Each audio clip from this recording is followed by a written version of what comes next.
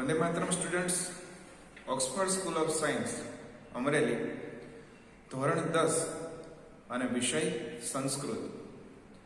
તમને ખ્યાલ છે એ પ્રમાણે આપણે અત્યારે 20મું જે કાવ્ય છે તથૈવ તિષ્ઠતિ એટલે કે તેમનું તેમ જ રહે છે. શું તેમનું તેમ જ રહે છે? તો કે વિષય પ્રવેશ છે એમાં આપણે અભ્યાસ કરેલો હતો, સમજ મેળવેલી હતી કે આપણું જે કાવ્ય છે 20મું કાવ્ય તથૈવ તિષ્ઠતિ, એમાં કોઈ પણ એક જ વિષયના સંદર્ભમાં આખા કાવ્યના શ્લોકો આપવામાં આવેલા છે તો કે નહીં. આપણા કાવ્યની અંદર જે 6 શ્લોકો આપવામાં આવેલા છે એ 6 શ્લોકો જુદા જુદા સંસ્કૃત સાહિત્યકાર છે અને એમના દ્વારા રચવામાં આવેલી જે કાંઈ જુદી જુદી સંસ્કૃત સાહિત્યની કૃતિઓ છે એમાંથી આપણા 20મા કાવ્યના 6 શ્લોકો છે એ લેવામાં આવેલા છે. તો સૌથી પહેલો શ્લોક છે આપણે જોયેલું હતું કે શેમાંથી લેવામાં આવેલો છે તો કે મહાકવિ ભાસ છે એમના દ્વારા રચવામાં આવેલું જે નાટક છે કર્ણભાર, એમાંથી એ લેવામાં આવેલો છે. સંસ્કૃતમાં જોઈએ તો એ શ્લોક શું હતો તો કે કાલ પર્યયાત શિક્ષા ક્ષયમ ગચ્છતિ. કાલ પર્યયાત શિક્ષા ક્ષયમ ગચ્છતિ, અન્વયની દ્રષ્ટિએ આપણે જોઈએ તો એ પ્રમાણે થશે. કાલ પર્યયાત શિક્ષા ક્ષયમ ગચ્છતિ. ત્યારબાદ સુબદ્ધ મૂલઃ પાદપાહ નિપતંતિ. સુબદ્ધ મૂલઃ પાદપાહ નિપતંતિ ચ જલસ્થાનગતમ જલમ શુષ્યતિ ઉત્તમ ચ દત્તમ ચ તથૈવ તિષ્ઠતિ. આ પ્રમાણેનો પહેલો શ્લોક કે જે મહાકવિ ભાસ છે એમના દ્વારા રચવામાં આવેલી નાટ્યકૃતિ એટલે કઈ તો કે કર્ણભાર, એમાંથી લેવામાં આવેલો છે.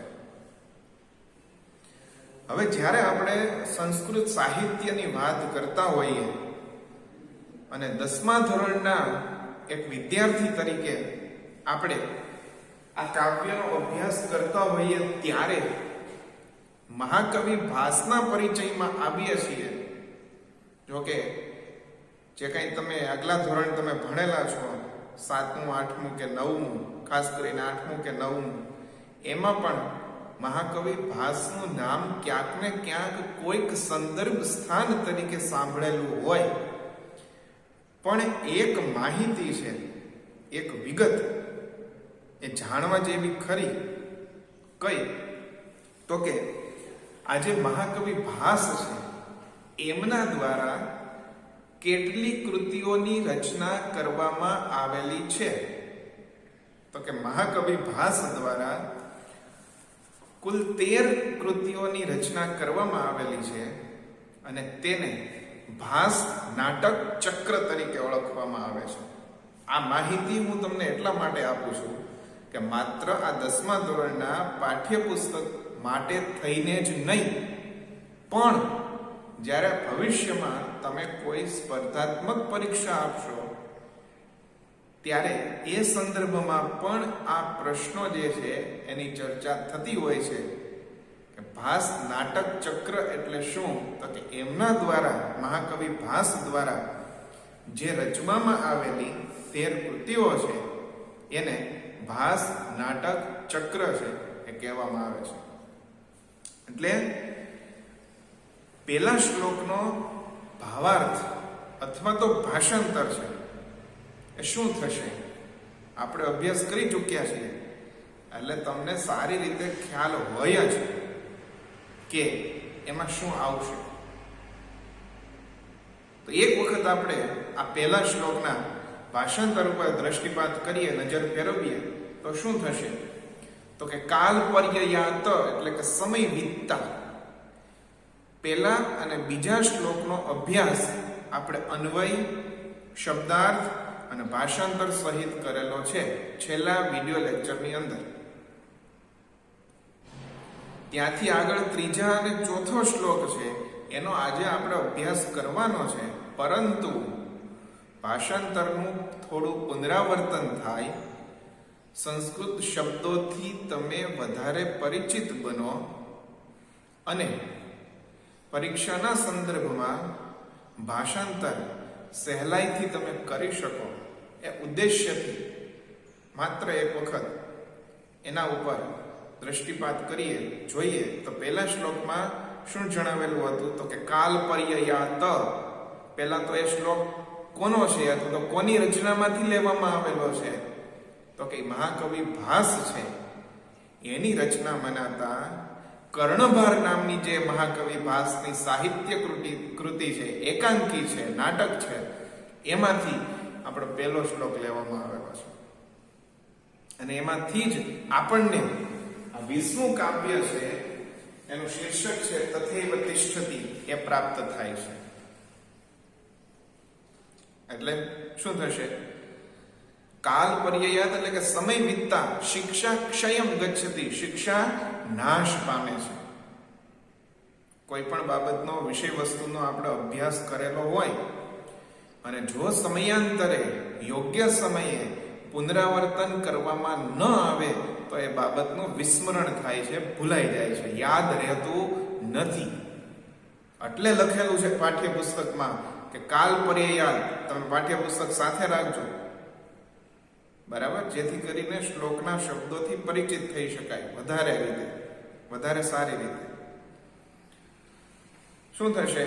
તો કે સમય વીતતા શિક્ષા નાશ પામે છે. પછી તો કે સુબદ્ધ મૂલાહા, ખૂબ જ મજબૂત મૂળવાળા. સુબદ્ધ મૂલાહા એટલે ખૂબ જ મજબૂત મૂળવાળા. પાદપા એટલે વૃક્ષો થશે. પાદપા એટલે શું થશે? વૃક્ષો. નિપતંતી એટલે કે પડી જાય છે. ખૂબ જ મજબૂત મૂળવાળા વૃક્ષો છે, સમય વીતતા ધીમે ધીમે એ પડી જાય છે. જલસ્થાનગતમ એટલે કે જળાશયમાં રહેલું. જલસ્થાનગતમ એટલે શું થશે? જળાશયમાં રહેલું. જળાશયમાં શું રહેલું હોય? તો કે પાણી. જલસ્થાનગતમ જલમ શુષ્યતિ. જળાશયમાં રહેલું પાણી પણ સુકાઈ જાય છે, પણ શું ટકી રહે છે? તથૈવ તિષ્ઠતિ એટલે કે તેમનું તેમ જ શું રહે છે? તો કે હુતમ એટલે કે યજ્ઞમાં હોમેલું, અને દત્તમ એટલે કે દાનમાં આપેલું. તથૈવ તિષ્ઠતિ એટલે કે તેમનું તેમ જ રહે છે. ખ્યાલ આવ્યો? એટલે આ પ્રમાણેનો પહેલા શ્લોકનો ભાવાર્થ, ભાષાંતર આપણને પ્રાપ્ત થાય છે. જે કાંઈ યજ્ઞમાં આહુતિ આપણે આપેલી હોય કે જે દેવો સુધી પહોંચે છે, અને જે કંઈ પણ આપણે દાનમાં આપેલું છે, આ બંને બાબતો શું છે? તથૈવ તિષ્ઠતિ એટલે કે તેમની તેમ જ રહે છે, એટલે કે તે ટકી રહે છે. આવો પહેલા શ્લોકનો ભાવાર્થ છે એ આપણને પ્રાપ્ત થાય છે, ભાષાંતર પ્રાપ્ત થશે, સમજ પ્રાપ્ત થશે. હવે બીજો શ્લોક છે. કાલિદાસની કૃતિઓ તમે જુઓ, કેટલા ઉચ્ચ કોટીના જે સાહિત્યકારો છે એમની રચનાઓમાંથી જે કેટલાક શ્લોકો છે એ પસંદ કરીને અહીંયા મૂકેલા છે. મહાકવિ કાલિદાસ, આપણે એવું કહેવાય છે કે એમની જે સાહિત્ય કૃતિઓમાં છે સૌથી શ્રેષ્ઠ કૃતિ નાટકની દ્રષ્ટિએ અભિજ્ઞાન શાકુંતલ કહેવાય છે. શું કહેવાય છે? અભિજ્ઞાન શાકુંતલ. માલવિકાગ્નિમિત્રમ, વિક્રમોર્વશીય અને અભિજ્ઞાન શાકુંતલ એમની નાટ્ય કૃતિઓ છે. ઋતુસંહાર અને મેઘદૂત એના ખંડ કાવ્યો છે. ઋતુસંહાર અને મેઘદૂત છે એના ખંડ કાવ્યો છે. અને કુમાર સંભવમ અને રઘુવંશમ છે એ મહાકવિ કાલિદાસના મહાકાવ્યો છે. એટલે 7 કૃતિઓ છે મહાકવિ કાલિદાસ દ્વારા રચવામાં આવેલી છે. કેટલી કૃતિઓ? 7 કૃતિઓ. કઈ? માલવિકાગ્નિમિત્રમ, વિક્રમોર્વશીય અને અભિજ્ઞાન શાકુંતલ. 3 કૃતિઓ થઈ. 2 ખંડ કાવ્યો ક્યાં ક્યાં? ઋતુસંહાર અને મેઘદૂત.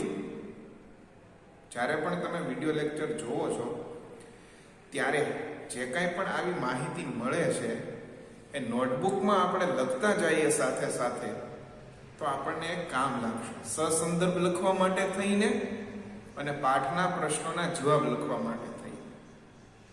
એટલે કાલિદાસના 3 નાટકો, 2 ખંડ કાવ્યો અને 2 મહાકાવ્યો ક્યાં ક્યાં?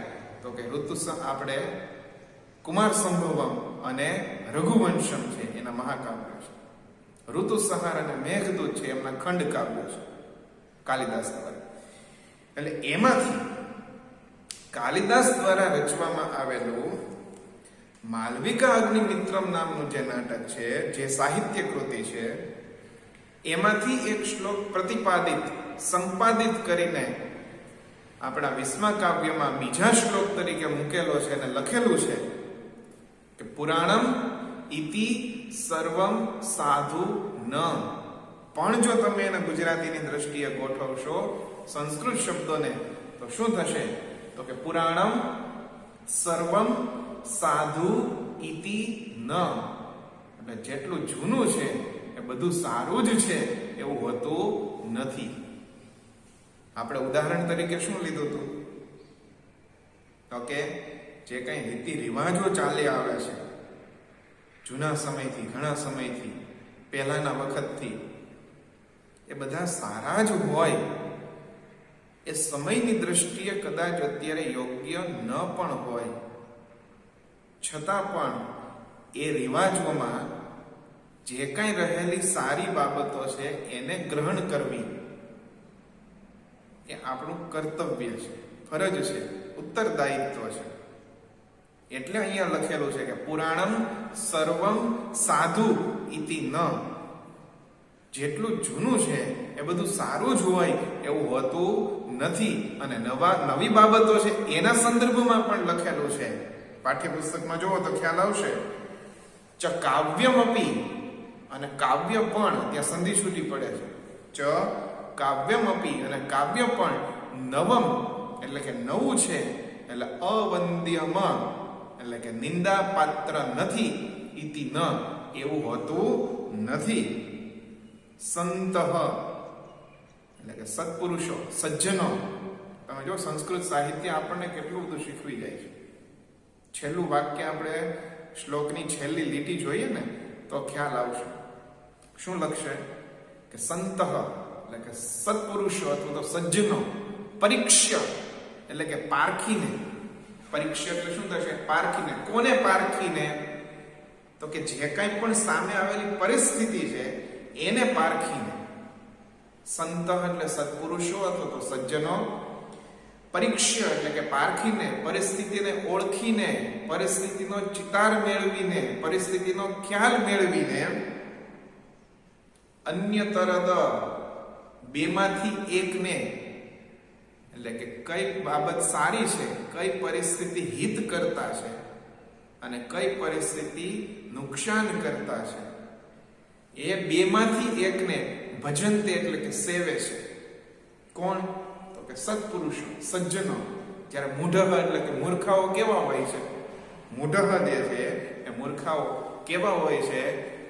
તો કે પર પ્રત્યયનેય બુદ્ધિ, એટલે કે બીજાના પ્રયત્નોથી દોરવાયેલી બુદ્ધિ વાળા હોય છે. એટલે કે બીજા લોકો જેમ કે એમ ચાલ્યા જાય, એમ કરી નાખે, એવા લોકોની ગણના કેમાં કરેલી છે? તો કે મૂર્ખ લોકો. કોઈ પણ જાતનો ખ્યાલ મેળવ્યા વગર, કોઈ પણ જાતની સમજ મેળવ્યા વગર આપણે તળપદા ભાષામાં કેવું હોય તો કે જેવી રીતના ઘેટા બકરા જાતા હોય, ગાડરિયો પ્રવાહ આપણે જે કહીએ છીએ એવી રીતના આગળનું પશુ, આગળનું ઘેટું જે દિશામાં જાય છે એવી રીતના બધા જે બાકીના પાછળ રહેલા ઘેટા છે એની પાછળ ચાલ્યા જશે. મૂર્ખ લોકોનું કામકાજ આવું હોય છે. એટલે સરસ મજાની એક ઉપદેશાત્મક બાબત બીજા શ્લોકના માધ્યમથી આપણી સમક્ષ રજૂ કરેલી છે કે સજ્જનો કેવા હોય છે, સત્પુરુષો, વિદ્વાનો કેવા હોય છે. તો કે પરિસ્થિતિને, સારી કે નરસી પરિસ્થિતિને બરાબર પારખશે અને પછી બેમાંથી એકનું સેવન કરશે. જ્યારે મૂર્ખાઓ કેવા હોય છે તો કે બીજાના પ્રયત્નોથી દોરવાયેલી બુદ્ધિવાળા હોય છે. એટલે આ પ્રમાણેનો ખ્યાલ આપણને બીજા શ્લોકમાંથી પ્રાપ્ત થાય છે. ત્યારબાદ જે ત્રીજો શ્લોક છે એમાં મહાપુરુષો છે એના મનનું વર્ણન કરતા એક શ્લોક આપેલો છે અને એ મહાકવિ ભવભૂતિ છે એમની રચના મનાતા સાહિત્ય કૃતિમાંથી એ શ્લોક લીધેલો છે. ભવભૂતિ દ્વારા રચવામાં આવેલ જે ઉત્તર રામચરિતમ છે એમાંથી ત્રીજો શ્લોક લેવામાં આવેલો છે. તો હવે આપણે દર વખતેની જેમ ત્રીજા શ્લોકની અન્વય, શબ્દાર્થ અને ભાષાંતર એ પ્રમાણે સમજ મેળવીશું. તો સૌથી પહેલા આપણે અન્વય જોઈએ ત્રીજા શ્લોકનો.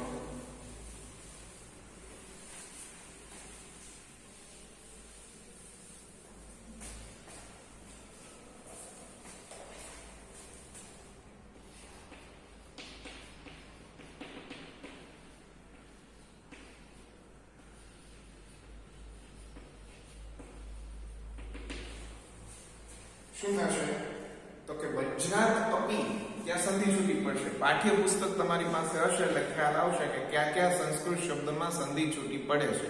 જો અન્વય શું થશે તો કે વજ્રાત અપી, વજ્રાત અપી કઠોરાણી, કઠોરાણી કુસુમાત અપી, કુસુમાત અપી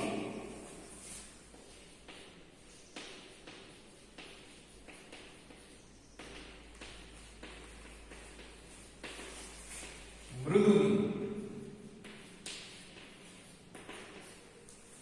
વજ્રાત અપી કઠોરાણી કુસુમાત અપી મૃદુની લોકોંતરાણામ,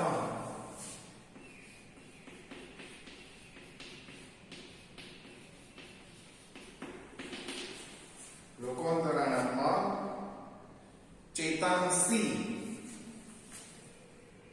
નું શબ્દ આવશે.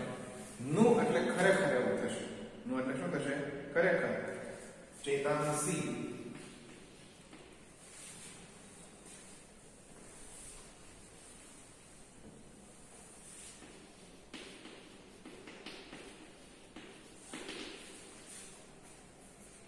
કો વિજ્ઞાતુમ અર્હતિ, કો વિજ્ઞાતુમ અર્હતિ. આ પ્રમાણેનો અન્વય છે એ આપણને પ્રાપ્ત થશે. અન્વય એટલે તમને ખ્યાલ છે એ પ્રમાણે સંધિ છૂટી પડે છે. ભાષાંતર કરવા માટેના જે સંસ્કૃત શબ્દો છે એમને આપણે યોગ્ય ક્રમમાં ગોઠવીએ છીએ અને જે કાંઈ પણ ખૂટતા સંસ્કૃત શબ્દો છે એને આપણે ઉમેરીએ છીએ. એને શું કહેશું આપણે? અન્વય. તો શું લખેલો છે અન્વય? તો કે વજ્રાત અપી, વજ્રાત અપી કઠોરાણી કુસુમાત અપી, કુસુમાત અપી મૃદુની લોકોંતરાણામ, લોકોંતરાણામ નો ચેતાંસી કો વિજ્ઞાતુમ અર્હતિ, કો વિજ્ઞાતુમ અર્હતિ. વિજ્ઞાતુમ અર્હતિ લખેલું છે ને, વિજ્ઞાતુમ અર્હતિ એમાં પણ સંધિ છૂટી પડે છે. બરાબર. હવે શબ્દાર્થ.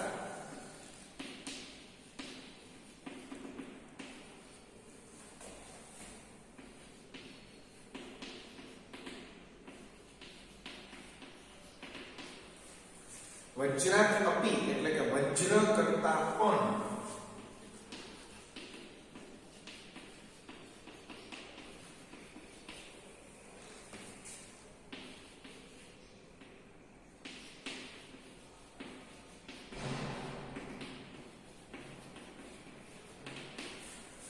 કુસુમાત અપી એટલે કે ફૂલ પર કરતા પણ, ફૂલ કરતા પણ એટલે કે પુષ્પ કરતા પણ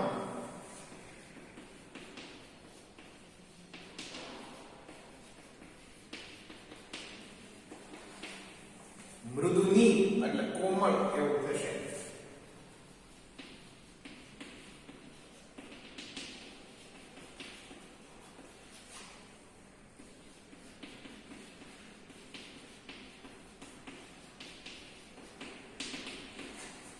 લોકોત્તરના એટલે મહાપુરુષો એવું થશે.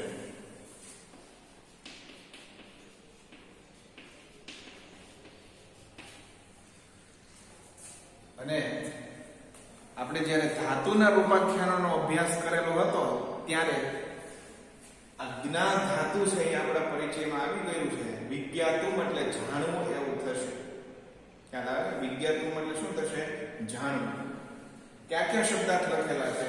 તો કે વજ્રાતપી એટલે કે વજ્ર કરતા પણ, કુસુમાતપી એટલે કે ફૂલ કરતા પણ, પુષ્પ કરતા પણ, મૃદુની એટલે કે કોમળ, અને લોકોત્તરાણામ એટલે કે મહાપુરુષોના. ભાષાંતર શું થશે?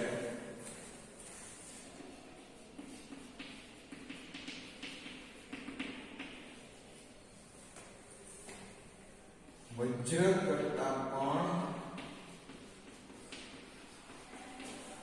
કઠોર અને પુષ્પ કરતા પણ કોમળ,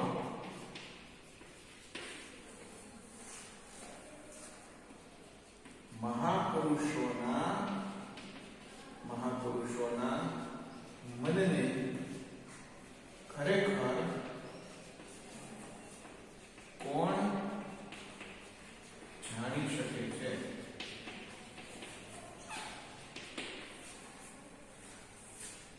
શું થશે ભાષાંતર ત્રીજા શ્લોકનું? પહેલા તો એ યાદ રાખવાનું છે કે આ ત્રીજો શ્લોક છે એ શેમાંથી લેવામાં આવેલો છે?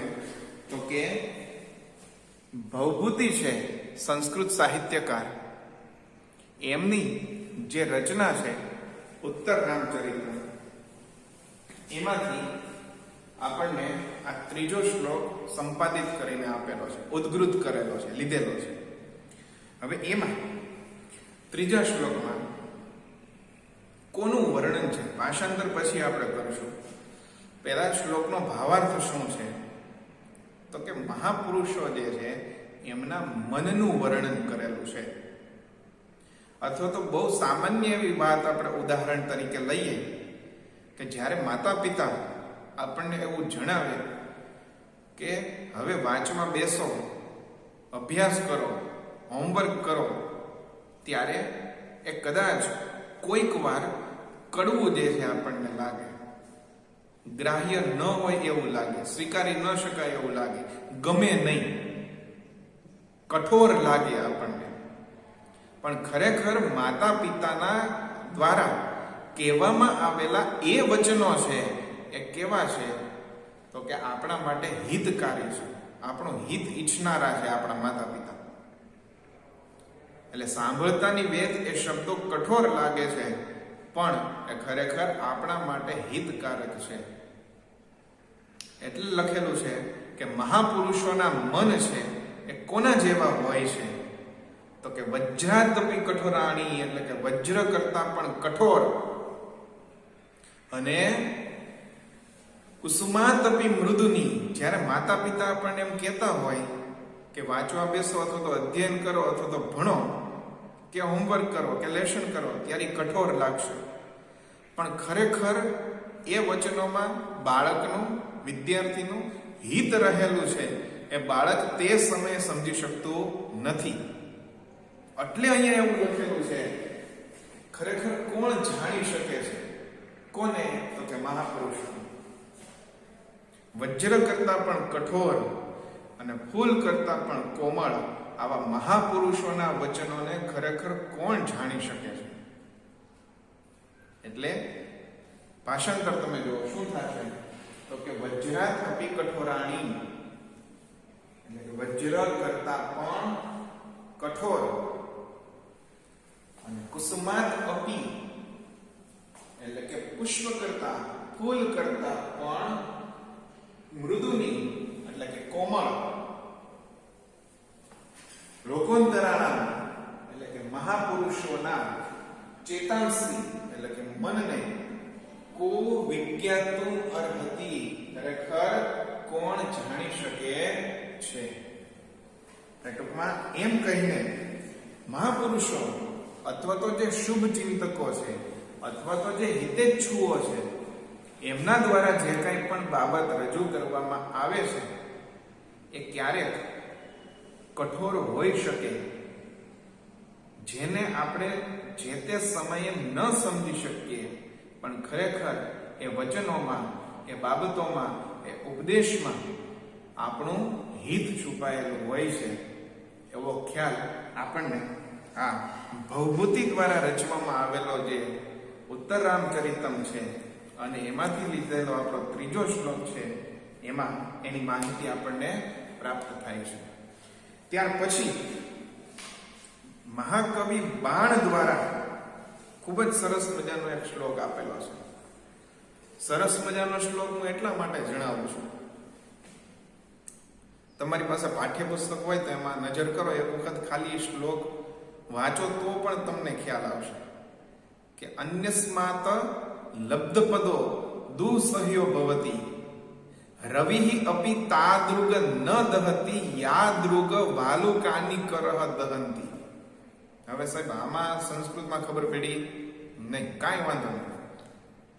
ગુજરાતીમાં આપણે જોઈએ તો શું થશે, ખાલી ભાવાર્થ એ શ્લોક શું કહેવા માંગે છે એનો ખ્યાલ આપણે મેળવીએ તો શું થશે, તો કે આપણને સમાજમાં જ્યારે આપણે રહેતા હોઈએ ત્યારે જુદા જુદા પ્રકારની વૃત્તિઓ ધરાવનારા લોકોથી આપણે પરિચિત થઈએ છીએ. જ્યારે વ્યવહારમાં આપણે જઈએ છીએ ત્યારે પણ જુદી જુદી માનસિકતા ધરાવનારા લોકો છે એમનાથી આપણે પરિચિત થઈએ છીએ. ત્યારે આપણને ખ્યાલ આવે છે કે કેટલાક લોકો એવા પણ હોય છે કે જે ખરા અર્થમાં બુદ્ધિ ચાતુર્ય અથવા તો બુદ્ધિ સંપન્ન હોય છે અને થોડું ઘણું જ્ઞાન છે એમના સ્વામી અધિષ્ઠાતા હોય છે. પણ કેટલાક લોકો આપણને એવા પણ જોવા મળે છે કે ખરેખર એમની પાત્રતા હોતી નથી અને છતાં પણ કોઈક પ્રકારના પદની પ્રાપ્તિ એમને થયેલી હોય છે, ભાગ્યવશાત કે સમય સંજોગો વશાત. ખરેખર એ પદ ઉપર બિરાજમાન થવાની પાત્રતા એમની પાસે હોતી નથી, ક્ષમતા એનામાં હોતી નથી, કુશળતા એ પદને નિભાવવાની એમની પાસે હોતી નથી, અને છતાં પણ તેઓ ત્યાં પદ ઉપર બિરાજિત હોય છે. કેવા કારણોથી? કદાચ કોઈ ભાગ્યવશાત કે કોઈ સમય સંજોગો વશાત. તો આવા સમયમાં આવો વ્યક્તિ છે કે જેની પાસે કુશળતા નથી એ પદને નિભાવવાની, કે ક્ષમતા નથી, કે બુદ્ધિ ચાતુર્ય નથી, ત્યારે વ્યક્તિ જે છે કેવો થઈ જાય છે, તો કે અસહ્ય બની જાય છે. કેવો બની જાય છે? અસહ્ય બની જાય છે. કોની જેમ? તો કે આ શ્લોકમાં જે આપણને ઉપદેશ આપવામાં આવેલો છે એની જેમ. સૂર્ય પણ આપણને તેટલો દજાડતો નથી કે જેટલો રેતીનો ઢગલો છે એ આપણને દજાડે છે.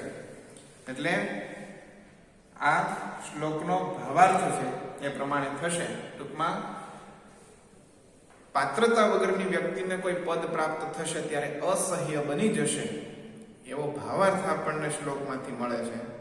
અન્વય શબ્દાર્થ અને ભાષાંતર છે એ પ્રમાણે આપણે ચોથો શ્લોક છે એનો અભ્યાસ કરીએ. સાથે સાથે જે કંઈ પણ વિષય વસ્તુ એમાં આપેલું છે, ભાષાંતર જે થશે એ ખૂબ જ સહેલું થશે ચોથા શ્લોકમાં. એટલે એક વખત ખાલી આપણે એમને સમજવાનો પ્રયાસ કરીએ. ખાલી અન્વય તમે જો તો એટલો બધો ફરતો નથી ત્યાં, એટલા માટે કહું છું. એક વખત ખાલી પાઠ્યપુસ્તકમાં નજર કરો તો શું લખેલું છે, તો કે અન્યસ્માત. ચોથા શ્લોકમાં શું થશે, તો કે અન્યસ્માત એટલે કે બીજા પાસેથી લબ્ધ પદ એટલે કે પદ મેળવીને, લબ્ધ પદ એટલે પદ મેળવીને, પ્રાયેણ એટલે કે મોટા ભાગે, નીચઃ એટલે કે હલકો માણસ, દુઃસહો ભવતી કેવો બની જાય છે, અસહ્ય બની જાય છે અને સહન કરવા મુશ્કેલ થઈ જાય છે. ઉદાહરણ આપેલું છે કે રવિ અપી તાદૃગ ન દહતી, સૂર્ય પણ તેટલો દજાડતો નથી કે યાદૃગ એટલે કે જેટલો વાલુકાની કરહ દહતી એટલે કે રેતીનો ઢગલો દજાડે છે. એટલે ખૂબ જ સહેલો શ્લોક આપેલો છે. એક વખત મેં તમને કીધું એ પ્રમાણે સમજવાનો પ્રયાસ કરજો. હું તમને શીખવાડીશ જ. નેક્સ્ટ વિડીયો લેક્ચરની અંદર આપણે ચોથો શ્લોક છે એનો અન્વય, શબ્દાર્થ અને ભાષાંતર સહિત અભ્યાસ કરશું. નેક્સ્ટ વિડીયો લેક્ચરની અંદર મળશું. ધન્યવાદ.